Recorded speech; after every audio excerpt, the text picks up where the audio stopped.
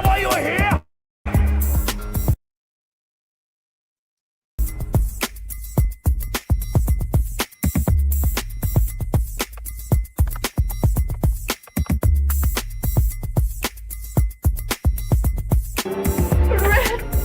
You go.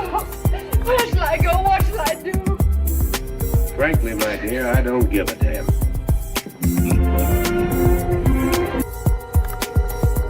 Madness. This is Sparta! You don't love me! Yeah! That was awesome. You blew up the whole thing! Let's go destroy another game!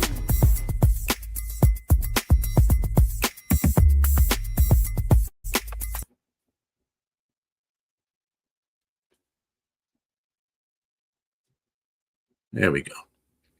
Good evening, ladies and gentlemen, and welcome to our first episode of BW Flix, the Average Movie Critics. I am your host, James Martin, and it's my co-host over here, Brian Arndt.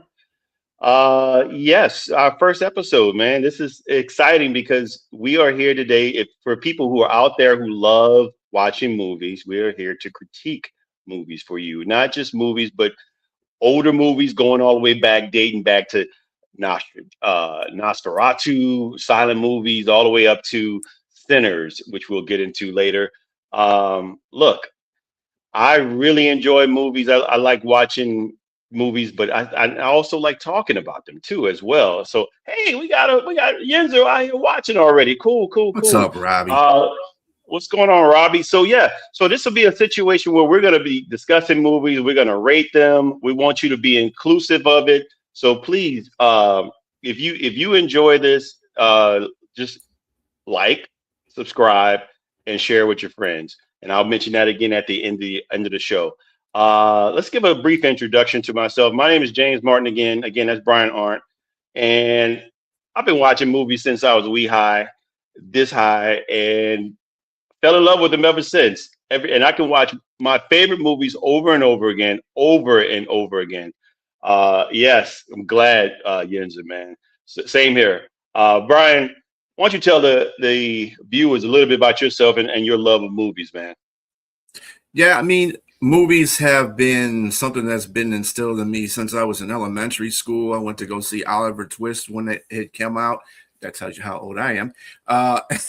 And so, I mean, movies are great. I love movies, sports movies, action movies, Star Wars trilogies, Star Trek trilogies, all that stuff. Top Gun, all that stuff. I love that. I love movies. There are bad movies out there though, and that's what we're here for. So that we, can give our reviews. So yeah. Absolutely. And there are movies so bad that they're good. They're cult movies. I mean, there's a lot of stuff out there. What did Yundu say right there? Just so we know. He said Predator 1987 is his favorite movie. I'm so old, Yenzer. I have it on DVD, sir, and I still pull it out every now and then and watch it. No streaming for me. Actually, not true. I'm just kidding. As a matter of fact, the movie that we are going to discuss today, first our inaugural episode, we'll be discussing the 1978 remake of Invasion of the Body Snatchers. Yes, this is a great movie. I don't want to say exactly great or great not, but the movie was directed by Philip Kaufman, and it has a deep star-studded cast. I mean, Donald Sutherland is one of the players. Brooke Adams as Elizabeth Driscoll. Donald Sutherland plays Matthew Bennell, the main protagonist, and the Brooke Adams Elizabeth Driscoll is the main antagonist as well. Jeff Goldblum, he's in the movie. His name is Jack Belichick, not the coach, but not Bill Belichick, but Jack Belichick, and he's the second protagonist. And Veronica Cartwright is Nancy Belichick, his wife, and last but not least, Leonard Nimoy, our favorite Spock. Live Long and Prosperous is in the movie, as well as he's a psychiatrist, Dr. David Kibner. And with that said, if you want to know where to go watch this movie, you can watch it on Tubi with ads, of course. If you don't like ads, don't watch Tubi. But the ads are, to be frank, the ads are very short, so it's not that bad, and it doesn't cut the movie up or chop it up like you would see back in the day on TBS or any other channel that would chop where the words were supposed to be a curse word and it turns out to be something Yeah, totally swearing different and gore. Trust me. Yeah, swearing and and look gore. like you yes and look like you were watching a kung fu movie with the terrible what do you call it? I can't even think of that one, but you know what I mean. Yeah, when they speak Japanese or something like The that, and their word, dubbing, I couldn't think of it, but dubbing, yeah, yes. yeah, Oh, yeah. yes, Tubi has a lot of great movies, man. And I want to speak out to my younger audience out there that don't. I've been talking to some people out there, B, that don't really get a chance to watch older movies. And I try to think back when I was about 20, 22. I didn't watch a lot of black and whites, but I had a lot of uncles that did. I mean, that watched Twilight Zone, that watched Star Trek, that watched, To Kill a Mockingbird, different things like that. These were great movies once I got an opportunity to watch them. If you can look past the no CGI, sometimes the bad makeup and the bad stuff, that special effects that were in movies, the storytelling was impeccable. Great storytelling in a lot of these older movies. And as decades pass along, technology improved, and you would have people like Spielberg or what's my man, Star Wars, uh, George Lucas, George Lucas. and yes, and you would see how they were pioneers and innovators in how they created, different special effects, and it was just great. And of course, the sound effects that they would use for certain sounds. It's just time has improved, and obviously we gotten to the point where now you don't even have to be on location anywhere. You can just be in the studio with a green background and like what's the movie Avatar, prime example. They probably never left the studio at all for their movies, and it had a three a $600 million budget for that. But I mean, obviously, it made a crap ton of money too. But that being said, let's get back to Invasion of Body Snatchers. Before we get into our review of this movie. Brian's going to show us a brief clip of the movie so you get an idea of what it is. That way, if you haven't seen the movie, and by the way, if you haven't seen the movie, I'm just going to give you a note that there are spoilers here. We're not the ones that don't hide the movie. We're going to talk about the movie in depth. We're going to talk about what we like, what we didn't like, and we're going to give spoilers. So if you don't want to watch the show with spoilers, don't watch it. Don't watch this show because we're definitely going to have spoilers. The genre of this particular movie will be a sci-fi thriller, but we do all types. So you're going to have rom-coms, unfortunately, if you don't like that. You're going to have action, melancholy thrillers, horror, whatever it may be, romance, that kind of anything goes on here. So we will definitely be talking about any and everything. And again, Yinzer, since you're watching right now, I will tell you, we'll put our email out there where you can name the movie that you want us to talk about or review. And if it falls in a list, if it's something we think we're interested in talking about, we'll put it on the list. And then when it's time to talk about the movie, we'll give credit to you regarding the movie and then the movie you wanted us to review. But yeah, Body Snatchers. Now let's watch the clip and then we'll get back to the movie review. What we're gonna do first is we're gonna watch a little bit of the trailer that was with the movie, just like the end of the trailer, and you'll be able to see the gist of it.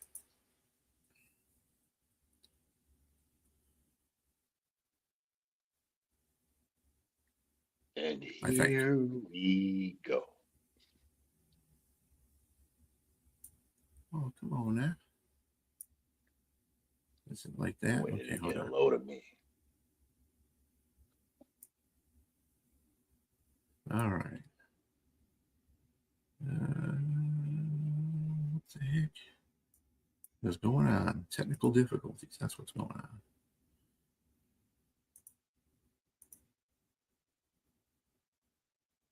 Okay, we're trying here. Houston, we have a problem. Oh, it's running, but it's not running. Jack off. All right. Okay. All right. Well, we'll try this a different way. Hold on, just one more time. Yeah, happens with the intros of shows, folks. We always got to have somebody that's messing up. We live in a land of second chances. Yeah.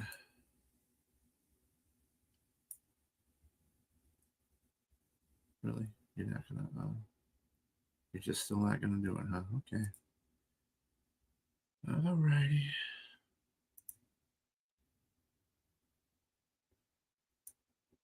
Well, we'll go to this one then. Hopefully this one works.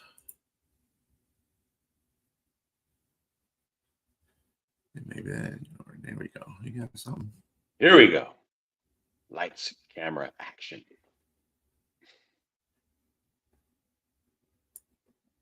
Why is this not showing up here?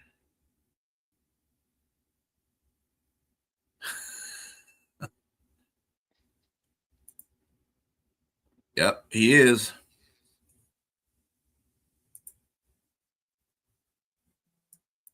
Yeah.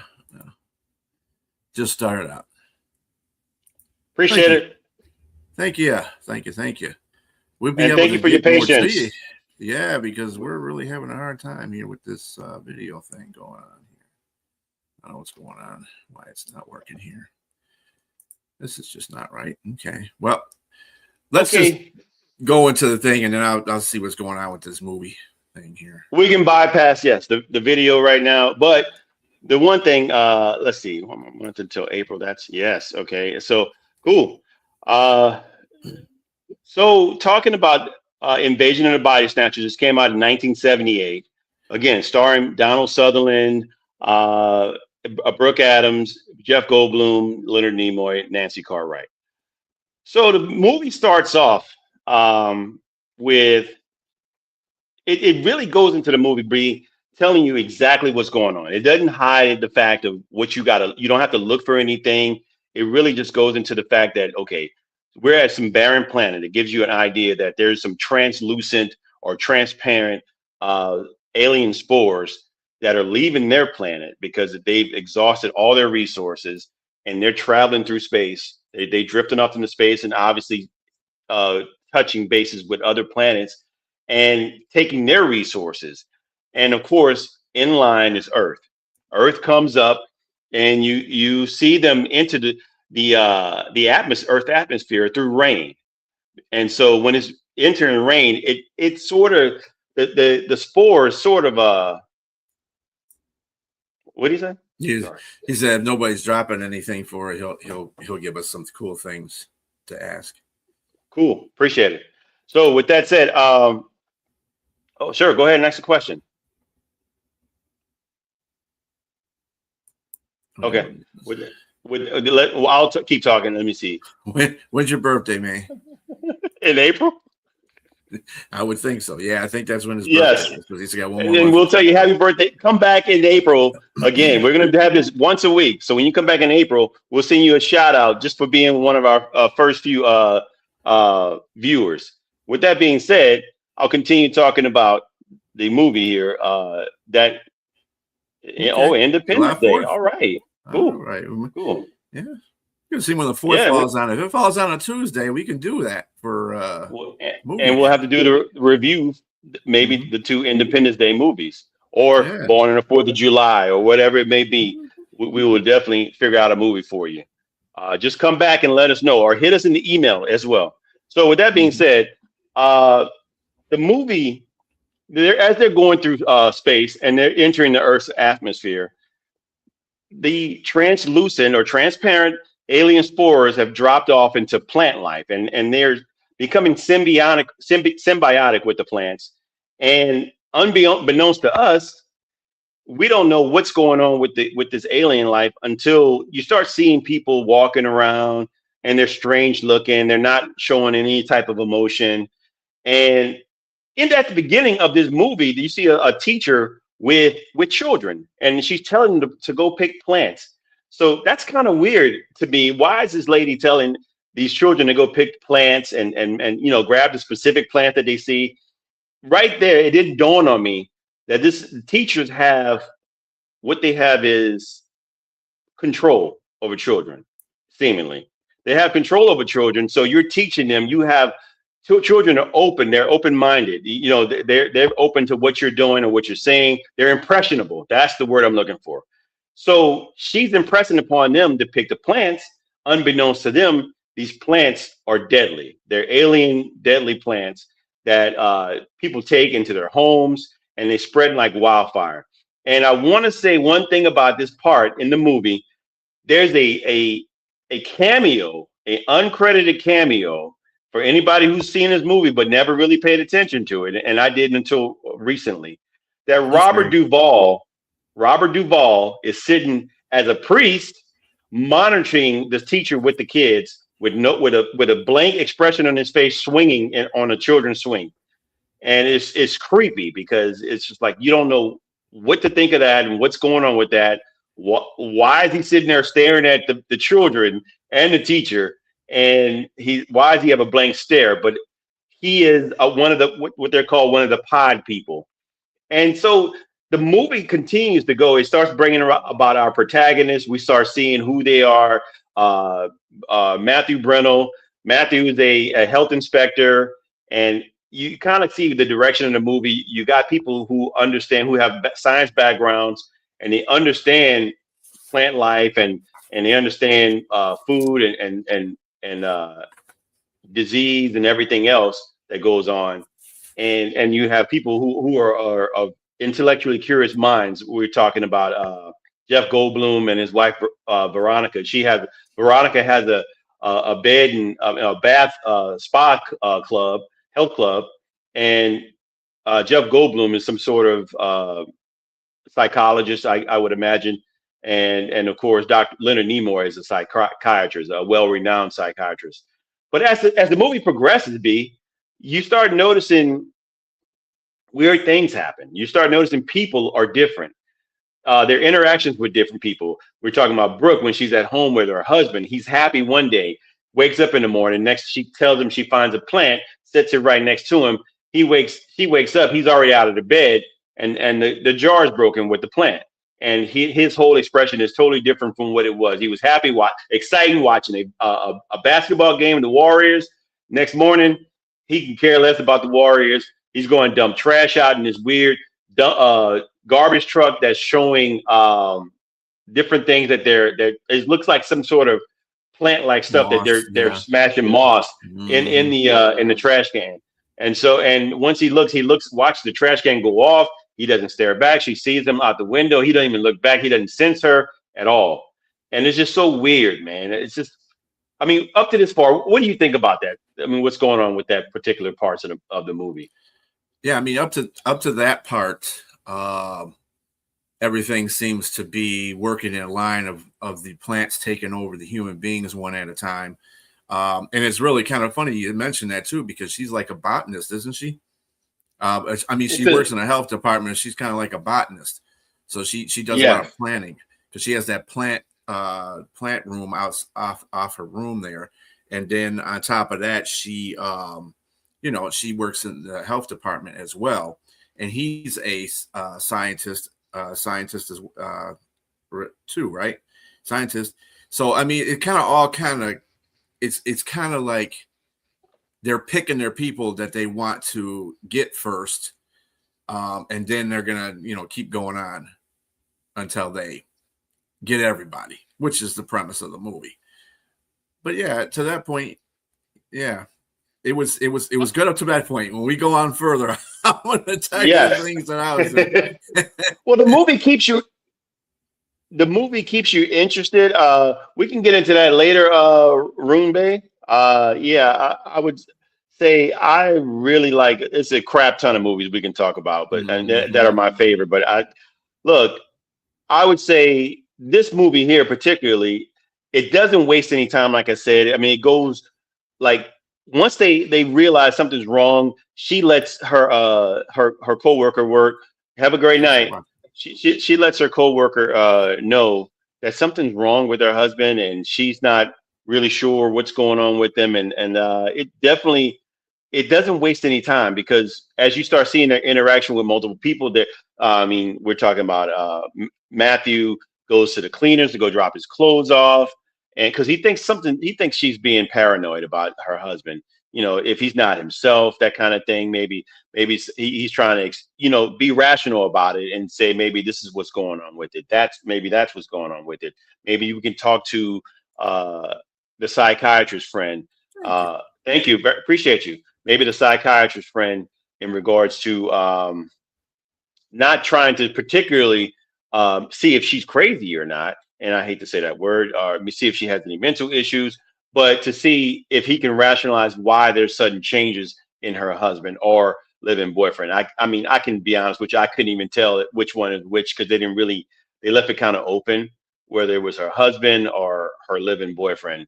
Either way, it was her significant other. But that being said, that being said, this movie is rapid, and then lets you know in 3 days or so that it has rapidly spread through multiple people. I mean, when you go from one part at the cleaners, the little guy says his wife's not right. That's not my wife. The Asian dude. Yes. The wife was like, that's not my wife. And she's looking with that blank stare. And the next day, he's saying everything's fine. She's okay. Creepy. Now. Very creepy. And it lets you know how fast that this takeover is happening right now. And people to understand out there in the audience, want to understand how this is happening. Well, there are plant pods that the little plants that I mentioned, they grow into this big, huge pod. And if you fall asleep, it has these tentacles, moss-like tentacles that touches you and extracts your DNA, your everything, and it lets out a clone of you, and your original existence is gone. And so going through to the middle of this movie, man, it's just you're starting to notice that okay, everybody's starting to believe now. They're starting to see because they have their own experiences with all these plants that are out there and that are trying to take over, but they somehow escape those plants. Those they very close moments. Jeff Goldblum had one, his nose bled, and then the plant embryo, I guess you can say, because it wasn't at a full human state yet or a complete clone state. It had no eyes, it had no nose or mouth, but it had the form of a human. It had the 6'4" length of the Jeff Goldblum character. And to be 1978, I was impressed with the special effects because, again, we're not talking CGI here. We're talking just people having to use their ingenuity and their craftsmanship, their study, and to give credit to Thomas Berman. If anybody knows his name out there, he doesn't have a lot of credit for movies, big name or big budget movies.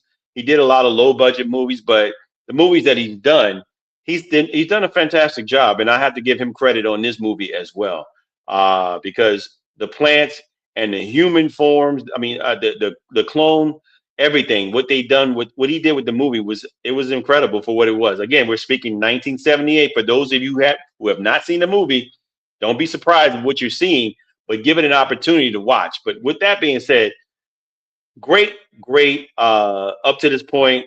I don't know. I think, Brian, if you got something you want to say about a certain part of the movie that was weird, go ahead and expound upon it for me. Well, the whole relationship between Brooke Adams' character and Elizabeth and Donald Sutherland's character was weird. Considered the main focuses of the movie. It was kind of creepy on Donald Sutherland's part in a part of the movie where it's just near the end where she's trying to go to sleep and she's like half with it. She's so sleepy, she's half with it, and he's trying to get her away from everybody and trying to take a ship. They get down pier and they're trying to take a ship to get away from there, but the ship is actually transporting the pods as well.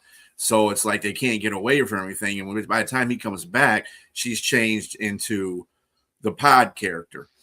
But during that time, when he's trying to snap her out of it and he's like, I love you. It's like to a creepy point. I'm like, okay, now see, to this day and age, that would be really, really creepy the way you're doing that. And you know she's got a man. So, I mean, I know he's gone to the pod people, but that's not the point.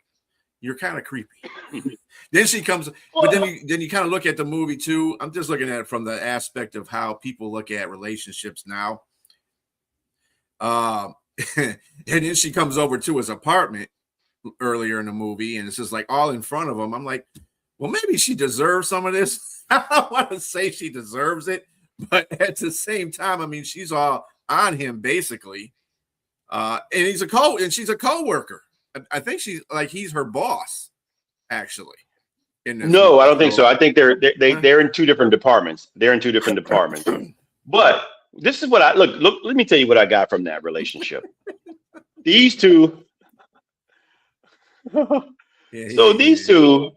Matthew and Elizabeth are friends, but this is the human aspects. If you're in a relationship, you probably shouldn't be in a friendship with the opposite sex, or whatever it may be out there. If you have another person that because one of them has an interest in the other. And so Donald, you can see that he was a standby to her. So he was her friend and maybe emotional support. And to him, Matthew likes her. He's always liked her. As a matter of fact, he's cared for her. You can see the way he acts around her, how supportive he is. But she just happened to be in a relationship with the dentist. And with that said, and that's why him saying he loved her, and you can see the emotion in his face, and him crying at the end when he lost her, because he couldn't be with her. But I mean, just let's go back to the one little thing when he said when they're sitting down and she's talking about the situation, how different her significant other is. And he's making food and she's eating. He's trying to calm her down. And she said, "You don't believe me. You think I'm crazy?" And he said, "Can you still do that thing with your eyes?" And she does it where she has like a rhythmic, like nystagmus type thing. And they both start laughing. And he said, "Yeah, you're not crazy." And so it was pretty funny. And that part, I want to get into that part as to compare to what the pod people were. Look. I also want to get to the point when you mentioned when they were towards the end. When they were towards the end, and she fell down, and again, you can't go to sleep because the plants are everywhere. So you fall asleep, they're going to attach to you. They're in the grass, they're in the plants, any type of plant. Like they were in grass, and so she laid down, and they heard the music, and this is what's really eerie about this part is that. And it's symbolic. I'm going to say it's symbolic because they were at the gate and there was a ship and the bagpipes were playing Amazing Grace. So Amazing Grace to me was a symbolization of hope. It was a symbolization of hope, meaning there's an opportunity to escape and to get somewhere else. Even Matthew said, we can get away. We can get on a ship and sail away. And of course, like you said, once he ran and saw that it was just people pulling up more of those pods, they were shipping them out everywhere. So they were trying to take over the world. And so he lost hope and the music got cut off. And also next thing you know, because the music was on a loudspeaker. And so when it got cut off, they just started talking about the weather and everything else. Again, he lost all hope and he came back. And even the last bit of hope was lost when he saw that Elizabeth had fallen asleep. And you can see when you fall asleep, the humans, that things that you're starting to dry up, they're sucking all of your essence. They're sucking all of the water from your body. So you can see your skin was peeling and everything else. And so it happened. That's when you say he loved her. And I didn't think it was creepy that he said he loved her because obviously he loved her from the beginning. He just couldn't be with her. But I get where you're coming from and how you see that. But I can see if that's somebody he loved, but he didn't act upon it. But when it was time, when he knew that the man was gone out of the picture, that's when he made his move. And clearly she loved him too. But you know what? When he said he loved her, she never said it back. She never said it back. And so even in the end, he was still friend zoned. That's what I'm saying. It was creepy in that sense, because I mean, it's like, dude, I mean, and he was like really, really going at her with the love stuff. I mean, I understand that he did love her. That's not the point, but there goes to a point where you go from borderline, okay, I know you love me, blah, blah, blah, that's cool, to creepy, which he did kind of go over that line. In that scene, I was like, dude, hold up. The girl is sleeping. I'm kind of wondering where you're going with this, or and she's trying to, you're trying to wake her up. Your best thing is not to be telling her that kind of stuff. Wake her up, shake her to death, or something like that. I think he knew she was gone. I think he knew she was gone, and then when he saw her fall into his hand and sink, he just and melt, and that's where he really lost it. But I want to get into a point, Brian, about this movie. There's parts of the movie that seemed, I mean, this is a really good movie, but it had its flaws. It wasn't without its flaws and without its contradictions. To me, one of the contradictions is going back to when Leonard Nimoy's character, Dr. David Kibner, he obviously at the time when he turned into one of the pod people, or when his pod person came and obviously he died. It mentioned that once they got David and Elizabeth and Jack and Nancy, he was telling them that they're going to put them to sleep, and it'll be quick, and you won't have any emotion. You won't have any. You'll be void of all of that. You won't have to worry about any emotion or anything like that. When they escape and they get to Matthew's apartment, and he goes to the roof and falls asleep. Obviously, there's a pod there, and it's trying to reach his hand. So it gets enough to the point where it's made like four pods, because I think all of them were falling asleep except one person. Nancy was the one up. And she comes up. You can hear her voice saying, Matthew, and she's screaming. And he gets up, and they escape. But while they're trying to escape, he comes back before they leave the building, and he finds a way out down the stairs. He takes a hoe and hits it in the face, the one that's going to be him. And by the time the people come up, the pie people, when he does that, they're screaming. That screech, that horrible alien scream that makes me like, it makes you cringe, because they have I'm looking like the way they're looking, and they're pointing. And they make that god awful sound. And so it's freaking me out. But I'm saying, isn't that an emotion? Isn't that a form of emotion, whether it's anger or surprise or glorification? It's some form of, yes. Yeah, exactly. Or you killed one of ours, so we got to get you. And so now, to me, I was like, okay, you're not void completely of emotion. You're expressing some feeling there. And so, one, to put them to sleep, I think they want to do more than put them to sleep after that happened, because every time they affected or tried to kill a pod or a pod person, the others would respond accordingly. And of course, at the end, for those of you who don't like what do you call it? Spoilers. Yes, Donald Sutherland. Obviously, everybody gets changed except Nancy at the end. Nancy, the one I thought was changed at some point, she's the one that survives. And so my point is, how can does the world fully just get changed? Let me see. For losing momentum in the final act, where some critics suggest it runs too long and devolves into a conventional chase scene. I don't think so. I have to respectfully disagree, because it still caught me off guard. I thought he would just blend in, because she's the one tell you to don't. We can fool them. Just don't show any emotion. You can blend in with them. And so I I think thought it. he would blend in. I thought he would blend in, and it caught me off guard. I mean, I didn't think he would change. And then I thought Nancy was going to change because like they saw her in the stairwell, and she let them know. They didn't let her know that Jeff was done, or her husband Jack. But I thought I don't think it lost momentum. I just think that it went in a different direction to fool you.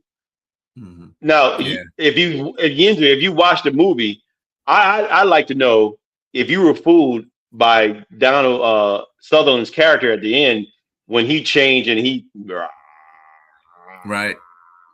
When Nancy at the came up end. to him thinking that he was all right. Yes, and she just screamed. She's like, Matthew, Matthew. Ah.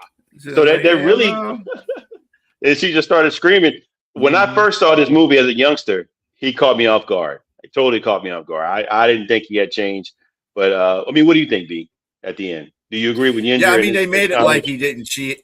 I mean, they made it so much like he didn't change because they show him at his office desk doing emotional things. Um, and then he gets up and he goes, falls in line. So you think he's playing them like he's one of them, and he's just conforming to what they're doing so he can live his life.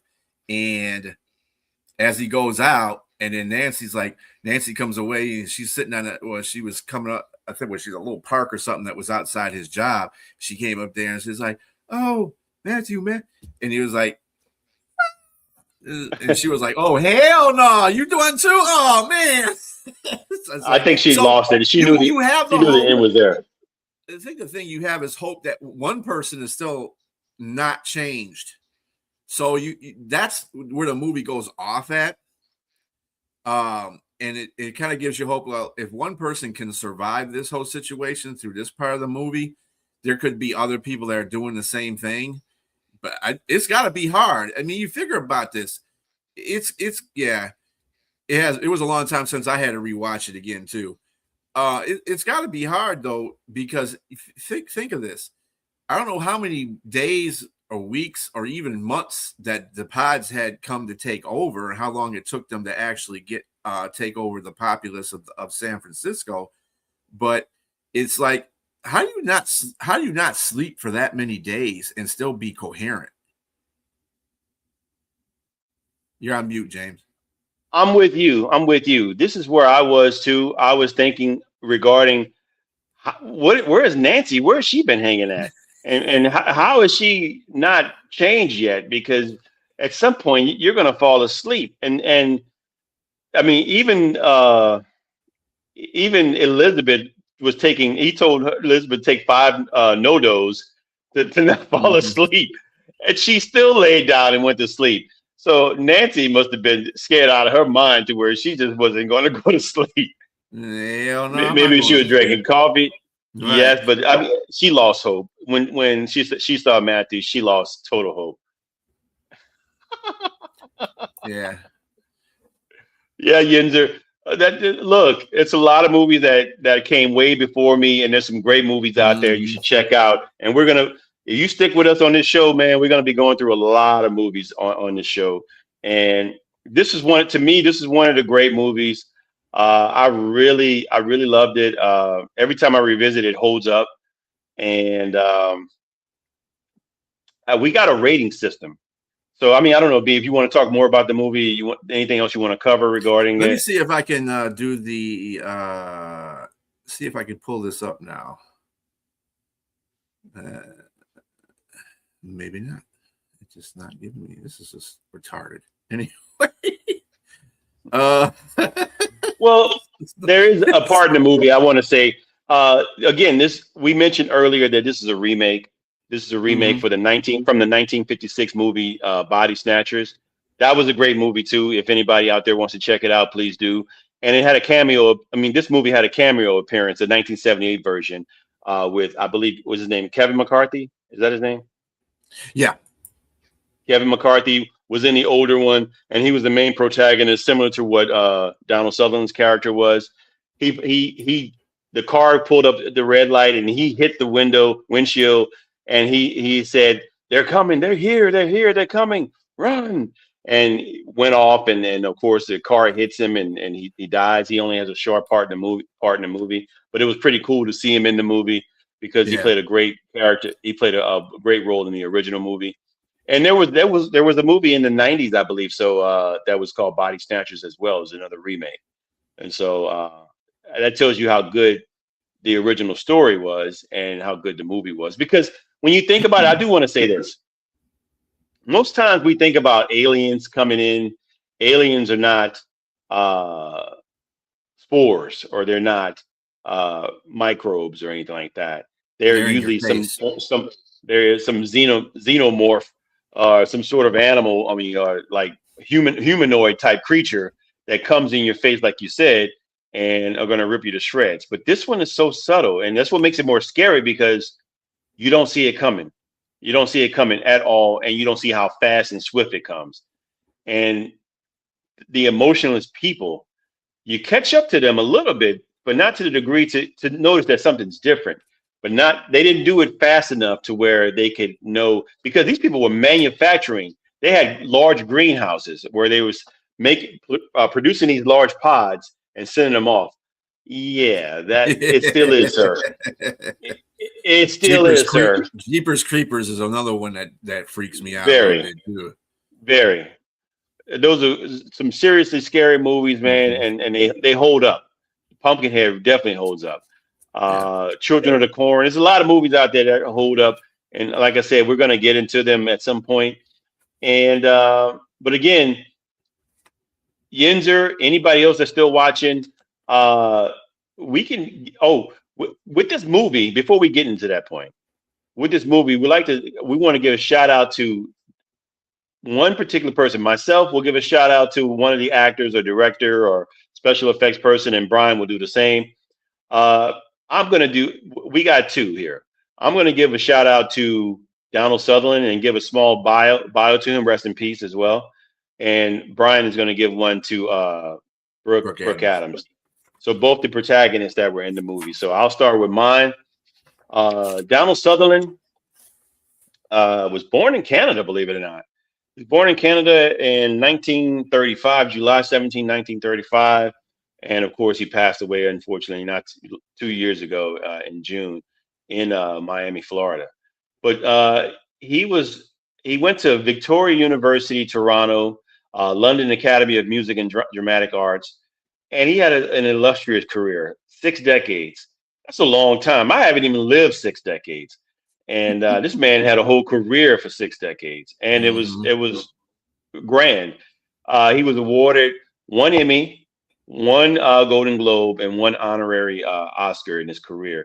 And I think they call him the probably the best actor to never have won an Oscar. And obviously, finally in 2017, he got an honorary one.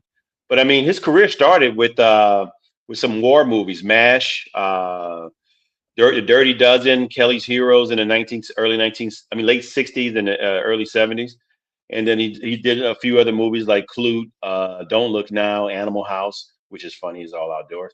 Uh, Original People, The Eye of the Needle, Max Dugan Returns. Max Dugan Returns is a criminally underrated comedy with Jason Robart. My wife and I saw that movie. We watched it several times. Um, a Dry White Season, 1990. He did JFK and 6 Degrees of Separation. I try not to watch that too often. Good old Will Smith in that one, yeah. Yeah. 1990s Disclosure, Without Limits. In the 2000s, he did Space Cowboy, which is a very funny movie. The Italian Job, Pride and Prejudice, and he was President Snow in the Hunger Games, if you all remember that. Mhm. But also in the 1960s and 70s, he was also a political activist. He was an anti-war political activist. He fought hard against him and several actors. They produced what's called the Free Theater Association, or Free the Army. They called it for short. Tour. It was with other notable actors. It was alternative to Bob Hope's USO tour. So, and he was married 3 times, stayed with his wife till death, the last one. And he had 5 children. One of them you all should know is Kiefer Sutherland, the very well known and in his own right a very respected actor, best known for Jack Bauer in 24, if you remember that. Mm-hmm. But yeah, Donald Sutherland, and then he also was awarded made an officer of the Order of Canada. It's a high award merit in 1978, and it also went up to being promoted to the Companion of the Order of Canada in 2019. So a very well respected man. Again, rest in peace, Donald Sutherland, and thank you for movies like this. We appreciate you, and you're missed, sir. Thank you very much. And B, you can go with yours. So the secondary co-star, the co-star in this movie, Brooke Adams, she was born February 8th, 1949 in New York City. Still alive, and she's married to Tony Shalhoub, who plays what? Monk. Who was famous for playing, Monk. Which I thought was very odd. Anyway, I'm trying to picture both of them. It's like those two don't really match up, but that's what it is. But anyway, she also is her father was Robert K. Adams, who was a producer, actor, and former vice president of CBS. Which I guess that's where she's got a lot of her gumption from, and that's probably the reason why she's not really too much in the limelight like a lot of these actors are, because she knows all of the behind the scenes things, so she kind of keeps out of the limelight. She's also a descendant of John Adams and John Quincy Adams, presidents. Oh, cool. She attended the High School of Performing Arts and the School of American Ballet, and in her youth took dance classes at her aunt's studio in Montage, Michigan. She's been in movies. Most of the movies she's been in, Monk has 13 Ghosts. Was in 13 Ghosts. Yeah. Yep. He sure was. Yeah. But not as Monk. Yeah, not as Monk. Her movies are really kind of like her big movies are mostly horror movies. Well, Day of Heaven's not a horror movie, but it was Dead Zone was a horror movie. It's a great movie. And she's been in some movies. She hasn't been really. I think the Body Snatchers gave her notoriety, to tell you the truth. I think she became really big after that. I mean, Was she in coma? Was she in coma? She was in Car Wash? Yeah, she was in Car Wash. Her role was Terry. She was one of the women at the car wash. Let's see. Let's see how something. She was in Cuba, The Dead Zone, Man on Fire in '87, Babysitter's Club. Yeah, she's in something. A lot of these movies you would never know because they weren't. The Accidental Husband. She was in The Accidental Husband. And the last movie she was in, Snapshots in 2018 was her last movie she was in. She's got another one that's out on video, but this is actually a movie that was at a theater type of movie. Okay. I also want to kind of go over the rest of the guys, just a brief synopsis on the other actors in here. You had Robert Duvall, like I think you mentioned before. He was the priest on The Swing, which is pretty funny. He was uncredited in this film for that. But if you go to IMDb, you'll see that he's credited. He's uncredited in there, but his name is in there. Art Hinkle was the boyfriend / husband, whatever the heck he was. He was born in Halifax, Nova Scotia, Canada. So he's another Canadian. He's in Porky's. And he was also in a Dallas series. Yeah, so, in Porky, he was the police brother. Yeah. Yep. Of the guy that kept getting beat up. Yes, sure. Yeah. And then Kevin McCarthy, of course, we mentioned him. He was the running man. He played in the original Body Snatchers in '56 as the doctor. What's his name? I'm not sure exactly. Donald Sutherland. Matthew Brennan. Yeah. And then we have Leonard Nimoy. We all know him from Star Trek fame. He's another one that passed from us. He was with us from 3/26/31 to 3/27/15. He hosted In Search Of too. So he was Dr. Kibner. And of course, we got Jeff Goldblum, born 10/22/52 in West Homestead, Pennsylvania. He's known for Jurassic Park, and of course, what we who was it that mentioned that? The Fly. Ronan, Arun Bay, Independence Day. Yes. He was in The Fly, and his current filming is Oz in Wicked. He is Oz in Wicked. So those are just follow-ups to what we have as those. And let me tell you something. The acting in it wasn't bad, but considering it was the start of some of these guys' careers, I think Leonard Nimoy did a pretty good job acting. He was pretty seasoned before that anyway. But because he had a Star Trek, and then he did other movies before that. But like Adams, sometimes you can tell, and Hinkle, really. Jeff Goldblum was young at the time, and I think that was one of his first movies that he starred in, one of the first ones early, and so his acting was a little bit off as well. You could tell a majority of these characters were not as seasoned as Donald Sutherland and Leonard Nimoy in this, so it was interesting to watch their interaction. Even Hinkle. Yeah, I can say probably the script was not. It wasn't a listed, but I mean, it definitely. Yeah, The Fly definitely was disgusting, but it was. I thought it was decent enough for what it was. Because typically horror or thriller like movies like that, you're more into, trying to. I mean, because trying to get to the point of what the movie's about. And like I said, they didn't waste any time with doing that. That was a great movie. Yeah, now, with that said, we don't have a lot of time here. Let's try to keep moving here. I wanted to go over how we rate the movies. We need to rate the movies. So we have a rating system, Yinzer, or in the audience, whoever's watching out there. When Brian and I are done with the movie, we rate the movies. We will give it, like you give it a 5-star or a 2-star. We're going to give it a bucket of popcorn, or 2, 3, 4, 5 buckets of popcorn. 1 being the lowest, being it was pretty bad. 2 being it was okay, but it's still not something worth another watch. 3 being average, where you thought it was okay, maybe I'll watch it again. 4 being very good, I really liked it, and I wouldn't mind watching it again. And 5 being an instant classic, meaning it's just, great. And then even with 5, you add extra butter. We have a term where we're going to add extra butter to the movie, meaning it was just elite. It was the best thing you've seen since. I wouldn't. What would I say? The best Gladiator.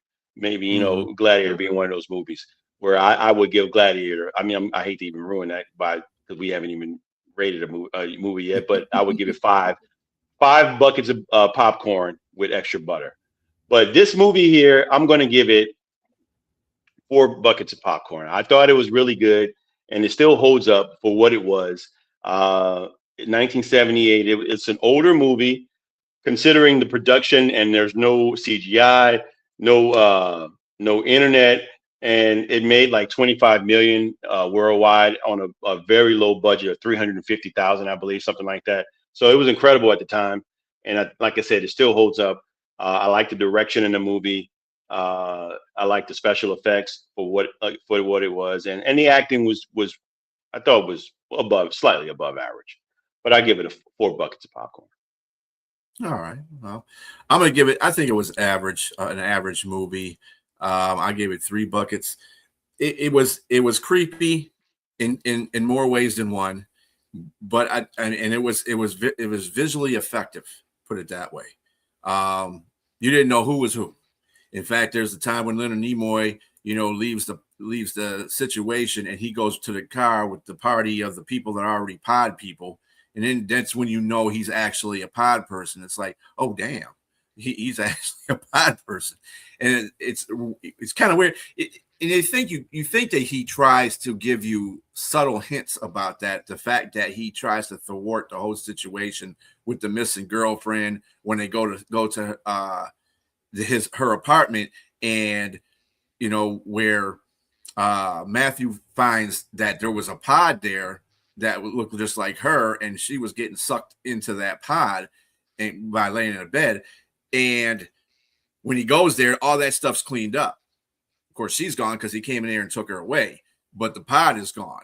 And it's pretty funny if you ever watch the movie, kind of look at where the imprint is of where the body was. It's actually got a smiley face pot, and then there's two like pots where her breasts were at. It's kind of stupid, but it's funny at the same time.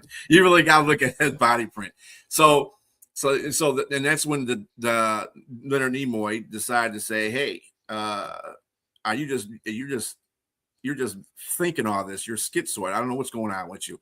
But really, he's letting you know, I'm one of the pod people. I'm protecting them. So if it finds you crazy, you'll go to the police station or take you in, and then you'll get absorbed by them because they're all pod people too. So he was just trying to help out the pod people. And then you know that for sure once he gets to the car. It's like, well, dang. But yeah. Well, cool. Yeah. All right, cool. All right. So with that being said, yeah, cool. Thanks, Jensen, man. So at the end, let's see. I know we got short time here. I'm gonna say something real quick, and then we're gonna roll.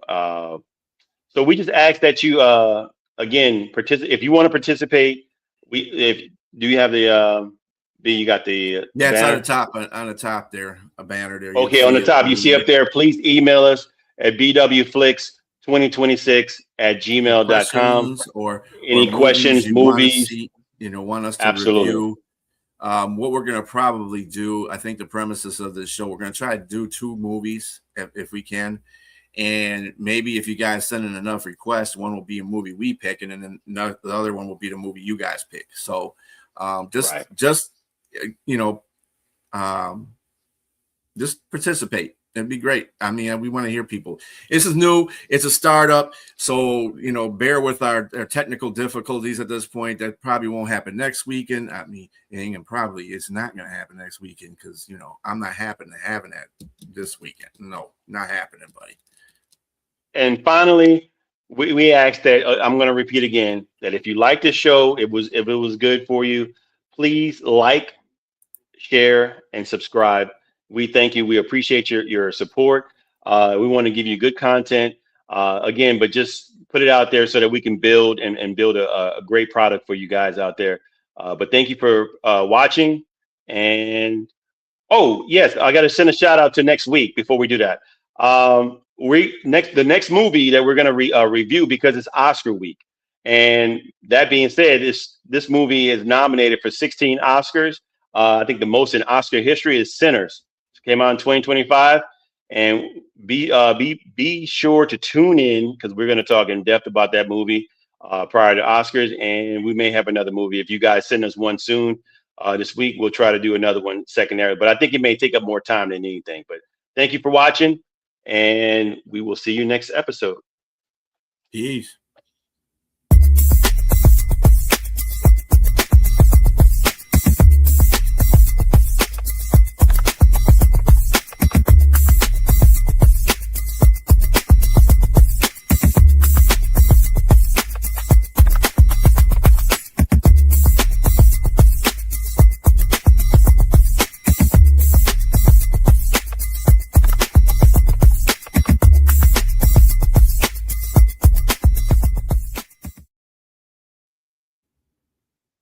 Cool. Oh.